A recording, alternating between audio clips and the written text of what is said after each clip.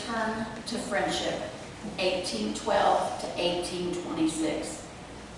One of the most important and enduring friendships in American history was that between John Adams and Thomas Jefferson. As members of the Continental Congress in 1776, Thomas Jefferson would go on to write the Declaration of Independence, and John Adams would work tirelessly to see that it passed. Then they would both spend years abroad working to help secure the money and allies we needed to win our independence. They would go on to serve together in Washington's administration, Adams as Washington's vice president and Jefferson as the first Secretary of State. When John Adams beat Thomas Jefferson in the presidential election of 1796, making Jefferson his vice president as per the Constitution at the time, disagreements and party factions began to come between them. The growing animosity would reach a boiling point during the election of 1800 between Thomas Jefferson, Aaron Burr, John Adams, and Thomas Pinckney. That election would become one of the most contentious and hotly contested in the history of our country, and ended in a tie between Jefferson and Burr, with the House of Representatives later declaring Jefferson president on the 36th ballot. The election officially ended Adams' political career. John Adams did not attend his former friend's inauguration, instead leaving the White House by public coach the morning before Jefferson took the oath of office. They did not speak again for over a decade, each blaming the other for the failures of the respective administrations. Encouraged by a mutual friend, Adams reached out to his former friend in 1812, and Jefferson responded.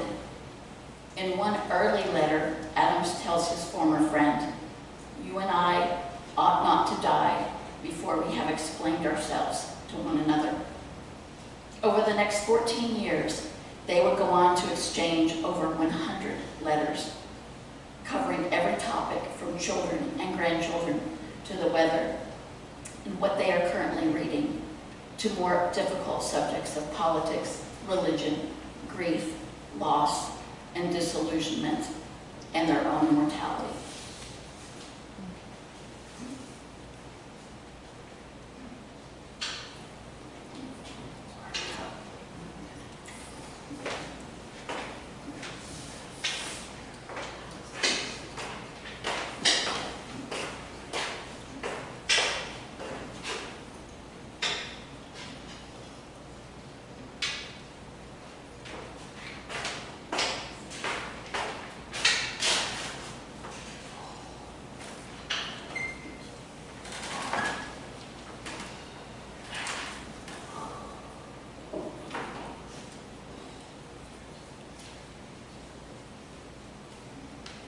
John Adams to Thomas Jefferson, Quincy, Massachusetts, January 1st, 1812.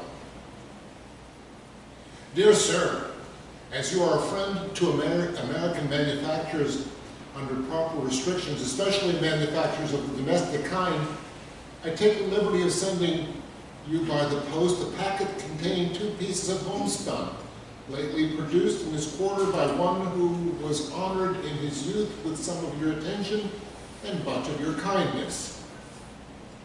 All of my family, whom you formerly knew, are well.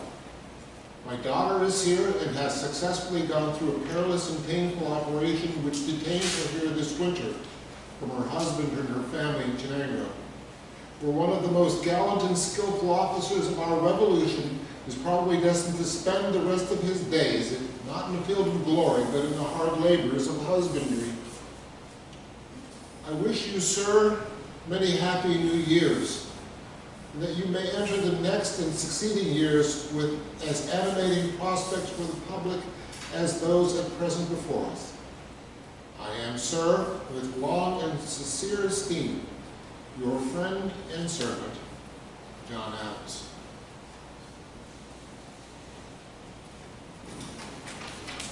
Thomas Jefferson to John Adams, Monticello, January 21st, 1812. Dear Sir, a letter from you calls up recollections very dear to my mind. It carries me back to the times when, beset with difficulties and dangers, we were fellow laborers in the same cause, struggling for what is most valuable to man, his right to self-government. Laboring always at the same oar, with some wave ever ahead, threatening to overwhelm us, yet passing harmless under our bark. We knew not how we rode through the storm with heart in hand and made a happy port. Still, we did not expect to be without rubs and difficulties, and we have had them. I do believe we shall continue to grow, to multiply and prosper, until we exhibit an association, powerful, wise, and happy beyond what has been seen by man. As for France and England, with all their preeminence in science, the one is a den of robbers, and the other of pirates. And if science produces no better fruit than tyranny, murder, rapine, and destitution of national morality, I would rather wish our country to be ignorant, honest, and estimable as our neighboring savages are. But whither is senile garrulity leading me? Into politics, of which I have taken my final leave. I think little of them, and say less. I have given up newspapers in exchange for Tacitus and Thucydides, for Newton and Euclid, and I find myself much the happier. Sometimes I look back to former occurrences and remembrances of our old friends and fellow laborers who have fallen before us. Of the signers of the Declaration of Independence, I see now living not more than half a dozen on your side of the Potomac, and on this side, myself alone. You and I have been wonderfully spared, and myself with remarkable health and a considerable activity of body and mind. I am on horseback 3 or 4 hours of every day, visit 3 or 4 times a year a possession I have 90 miles distant, performing the winter journey on horseback. I walk little, however, a single mile being too much for me. And I live in the midst of my grandchildren, one of whom has lately promoted me to be a great-grandfather. I've heard with pleasure that you also retain good health, and a great power of exercise and walking than I do. But I would have rather have heard this from yourself, and that, writing a letter like mine, full of egotisms, and of details of your health, your habits, occupations, and enjoyments, I shall have the pleasure of knowing that, in the race of life, you do not keep, in its physical decline, the same distance ahead of me which you have done in political honors and achievements. No circumstances have lessened the interest I feel in these particulars respecting yourself. None have suspended for one moment my sincere esteem for you, and I now salute you with unchanged affections and respect. Thomas Jefferson.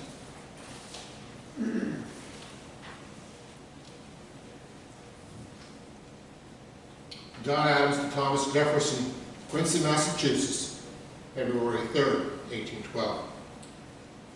Dear Sir, sitting at my fireside with my daughter on the 1st of February, my servant brought me a bundle of letters and newspapers from the post office in this town. One of the first letters that struck my eye had the postmark of Milton, 23 January 1812. Milton is the town next to Quincy, and the post office in it is but 3 miles from my house. How could a letter be so long and coming 3 miles? Reading the superscription, I instantly handed the letter to Mrs. Smith. Is that not Mr. Jefferson's hand? Looking attentively at it, she answered it was very much like it. How is it possible that a letter from Mr. Jefferson could get into the Milton post office? Opening the letter, I found it indeed from Llano, and the hand, and with the signature of Mr. Jefferson. But this did not much diminish my surprise. How is it possible a letter can come from Mr. Jefferson to me in 7 or 8 days? I had no expectation of an answer, thinking the distance so great and the road so embarrassed under 2 or 3 months. This history would not be worth recording but for the discovery it made of a fact, very pleasing to me, that the communication between us is much easier, surer, and maybe more frequent than I ever believed or suspected it to be possible. The material of the samples of American manufacture which I sent you was not wool, nor cotton, nor silk, nor flax, nor hemp, nor iron, nor wood. They were spun from the brain of John Quincy Adams and consisted of 2 volumes of his lectures on rhetoric and oratory delivered when he was a professor at that science at our University of Cambridge. The volumes I sent you are the fruit of his labor during the short time he held that office. But it ought to be remembered that he attended his duty as a senator of the United States during the same period. It is with some anxiety submitted to your judgment. Your life and mine, for almost half a century, have been nearly all of a piece, resembling in the whole. Mine in the Gulf Stream, chased by 3 British frigates in a hurricane from the northeast, and a hideous tempest of thunder and lightning which cracked our mainmast, struck 23 men on deck, wounded 4 and killed 1. I do not remember that my feelings during those 3 days were very different from what they have been for 50 years.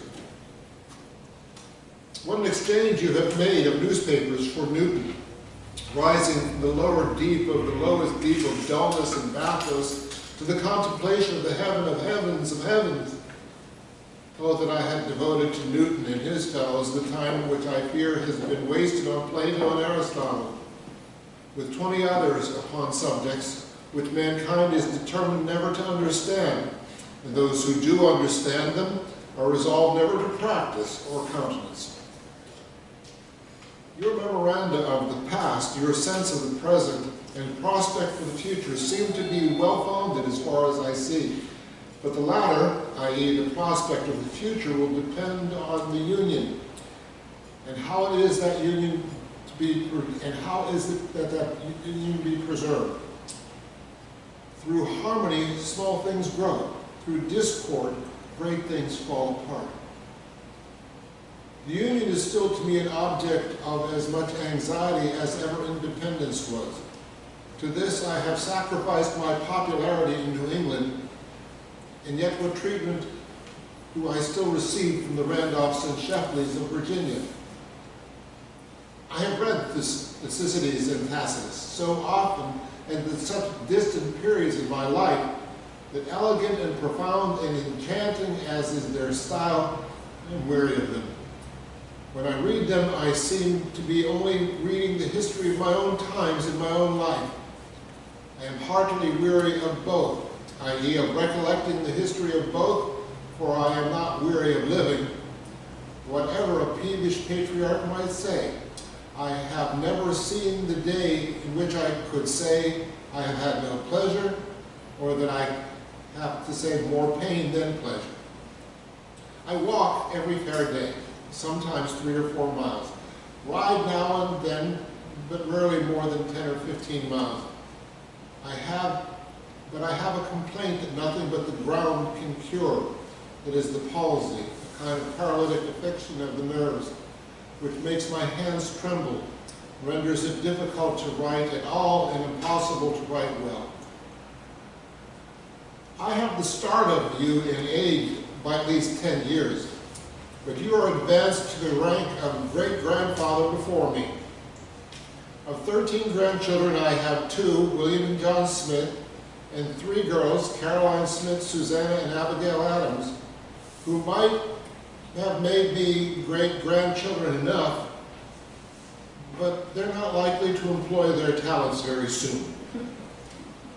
They are all good boys and girls, however, and are the solace of my age. I cordially reciprocate your professions of esteem and respect.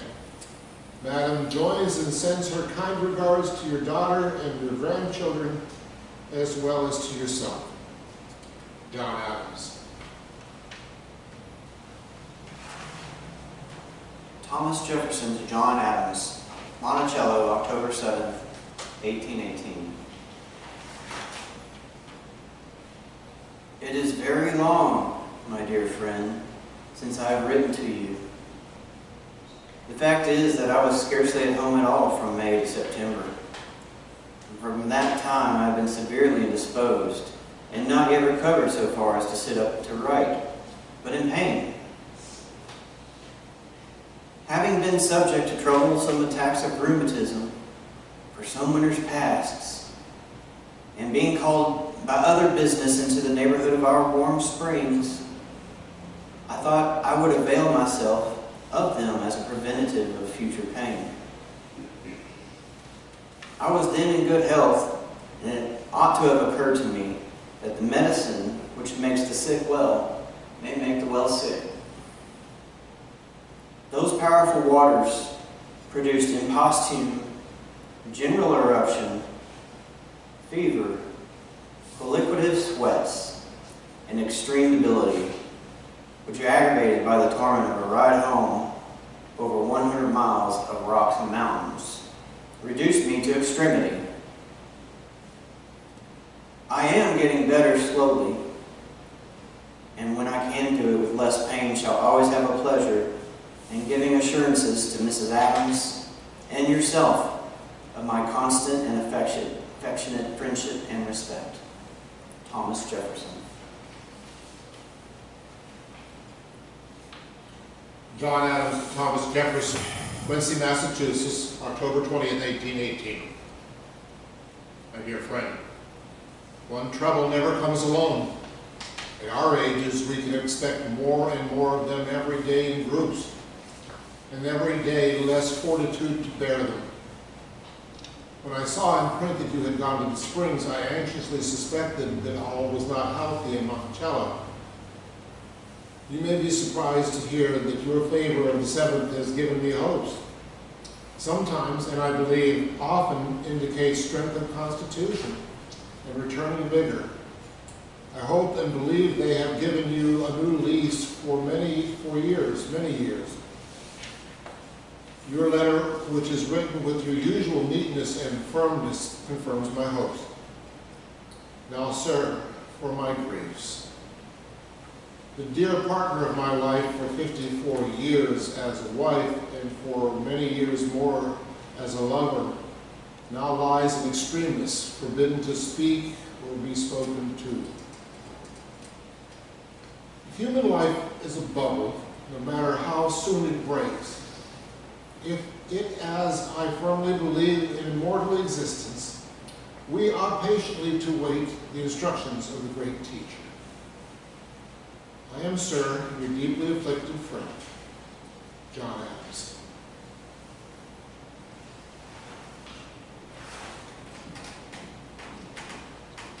Thomas Jefferson to John Adams, Monticello, November 13th, 1818. The public papers, my dear friend, announced the fatal event of which your letter of October 20th had given me ominous foreboding. Tried myself in the school of affliction by the loss of every form of connection which can rival the human heart. I know well and feel what you have lost, what you have suffered, are suffering, and have yet to endure. The same trials have taught me that, for ills so immeasurable, time and silence are the only medicines. I will not, therefore, be useless condolences.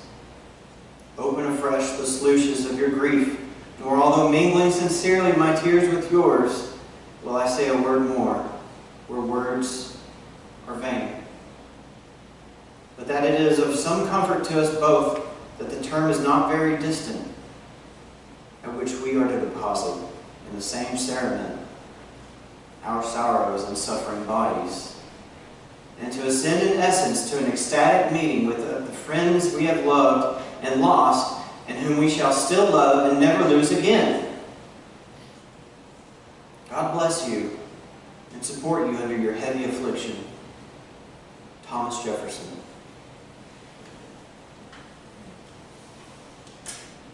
John Adams to Thomas Jefferson, Quincy, Massachusetts, December 8, 1818.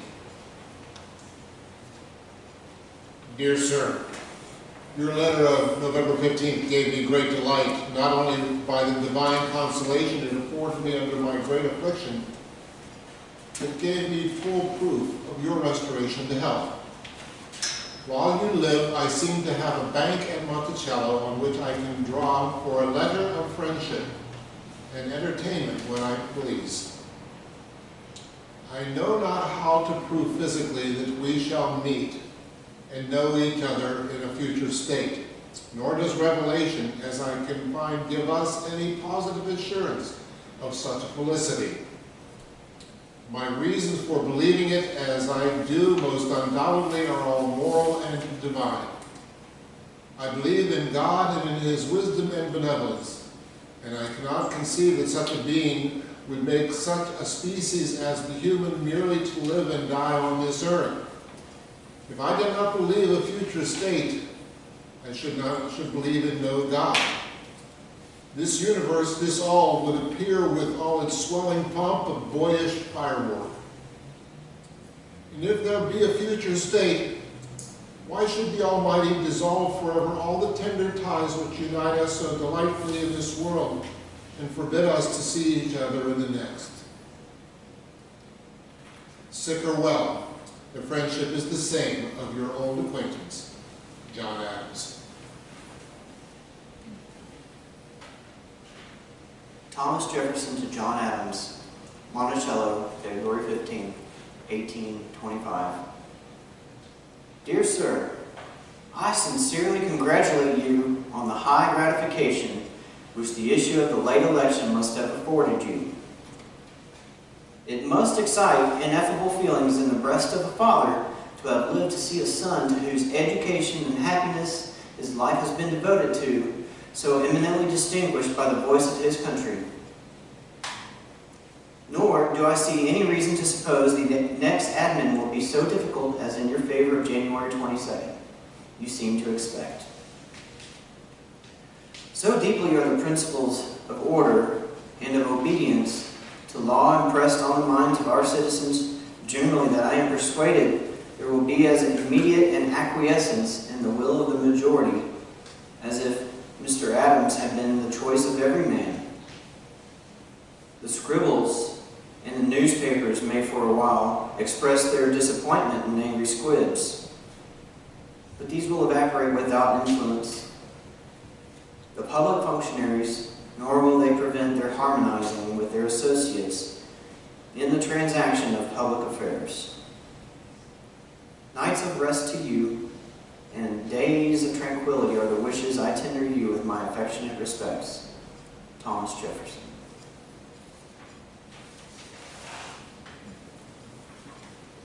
John Adams to Thomas Jefferson, Quincy, Massachusetts, 25 February 1825. Dear Sir, every line from you exhilarates my spirits and gives me a glow of pleasure. But your kind congratulations are a solid comfort to my heart. The good-natured and good-humored acquiescence of the friends of all the candidates gives me a comfortable hope that your prediction may be fulfilled, that the ensuing administration will not be so difficult as in a former letter I had apprehended. I look back with rapture on the golden days when Virginia and Massachusetts lived and acted together like a band of brothers, and I hope it will not be long before the world will hear no more of Hartford Convention or Virginia Armories. I wish your health may continue to last better than mine. The little strength of mind and considerable strength of body I once possessed appeared to be all gone. But while I breathe, I shall be your friend. We shall meet again, so wishes and so believes your friend. But if we are disappointed, we shall never know it. John Adams. John Adams and Thomas Jefferson would die on the same day, 600 miles apart.